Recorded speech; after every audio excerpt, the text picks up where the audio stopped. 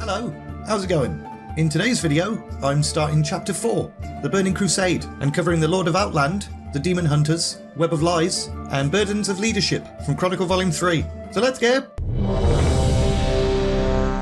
As a little recap, the last time we saw Illidan, he was getting his ass handed to him by Kael'thas and the Scourge in Northrend, and as a result, he'd had to cheese it back to Outland, with much of his army broken and bloodied, and probably a little bit embarrassed too. And when they got back to Outland, Kil'Jaeden appeared again, and made it pretty clear that he wasn't going to give Illidan any more chances to prove his worth. But Illidan didn't give a shit. He was done pretending he was the Legion's pawn. It was time for his true war to finally begin. He assumed Kil'Jaeden was probably going to launch an attack on Outland soon, so he strengthened his defences first. He took the Pit Lord Mag Theridon to Hellfire Citadel and bound the demon in enchanted chains within the stronghold.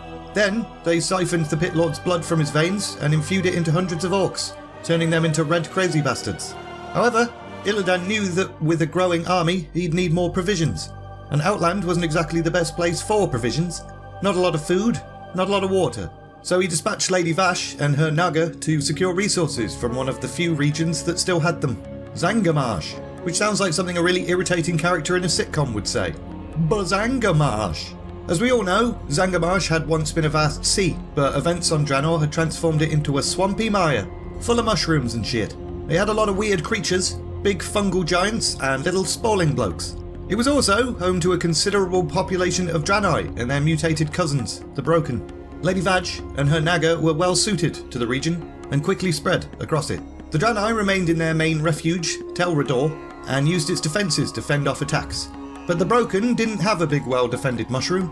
Although some of them had rekindled their ties with the Draenei, many of them still roamed the wilds in isolation. Lady Vash hunted them down and used them as slave labour to build a big structure at the heart of Zandalar, called Coilfang Reservoir.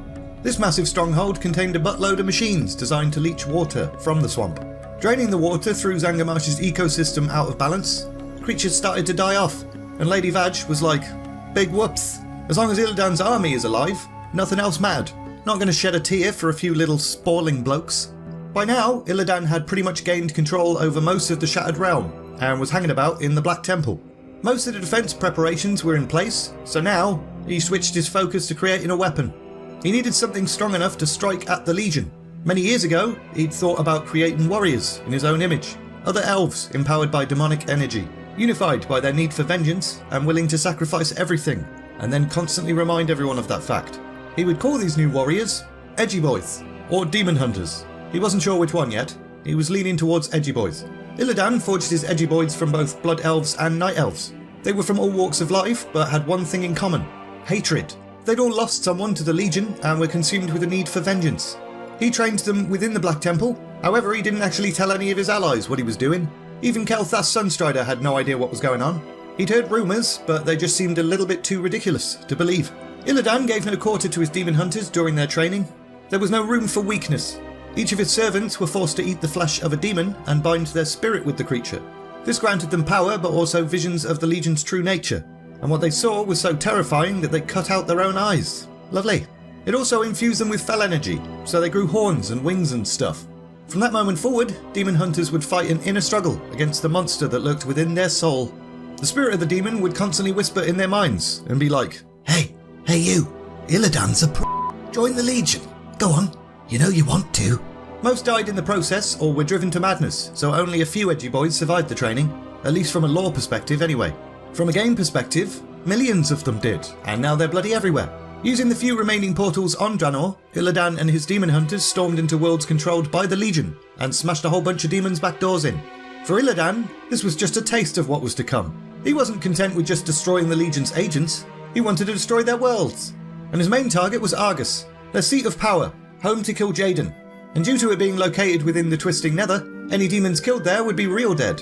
Not just slightly dead, but back 5 minutes later. First, he just needed to find out where the bloody hell Argus was. Meanwhile, Kil'Jaeden was a little bit pissed off. He'd underestimated Illidan. Turns out he wasn't just some troublesome pest. But he rubbed two brain cells together and figured out that Illidan was probably going to strike at Argus at some point.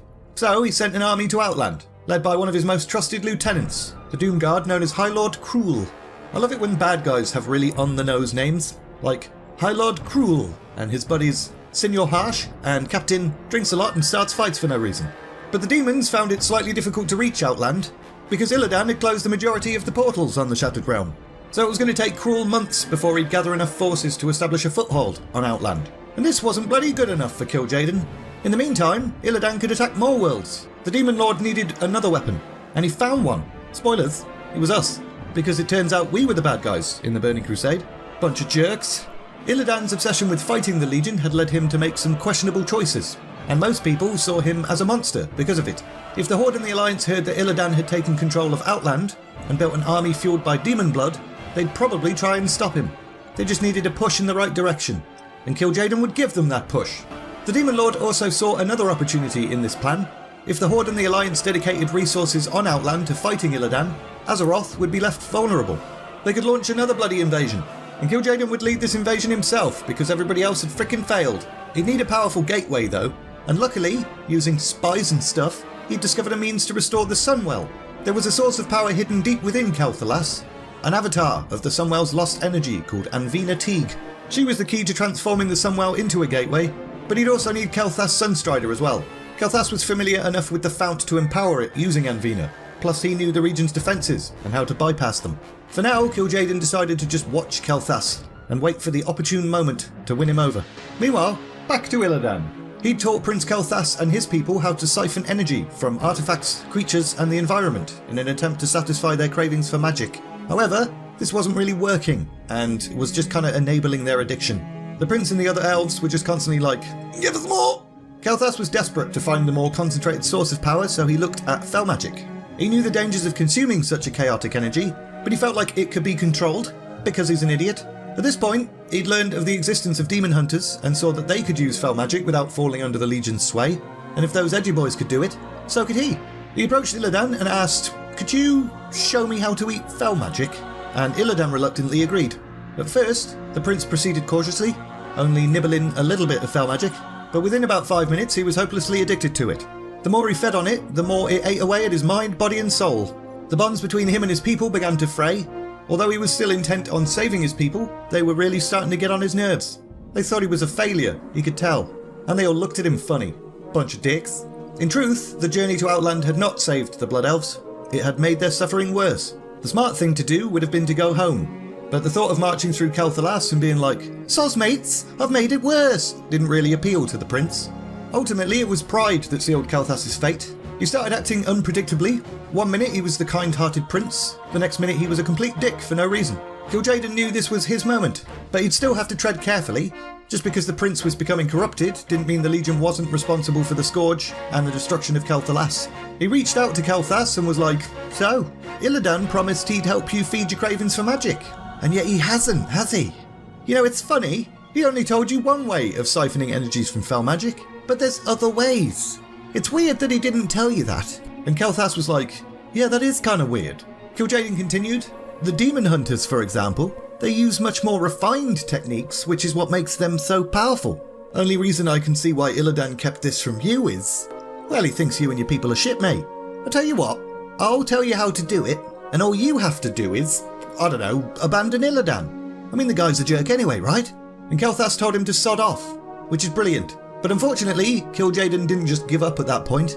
Over time, he continued to subtly influence Kael'thas, and the prince's trust in Illidan slowly started to erode. And we're leaving it there! So, no raids or dungeons in this one, which is why I didn't put anyone's characters in. We're just getting started with this chapter, but we've laid most of the groundwork for this expansion already. In the next Volume 2 video, we'll see the return of some characters that have been absent for a while, and we'll head into Shattrath and learn a little bit more about that place. As always, thanks very much to those of you who support the channel as patrons. If anyone would like to support the channel in that way, links in the description. And there's a link to the Discord server in there as well. If you enjoyed this video, like, subscribe, all of that bollocks. And all that's left to say is, thanks for watching, and see ya!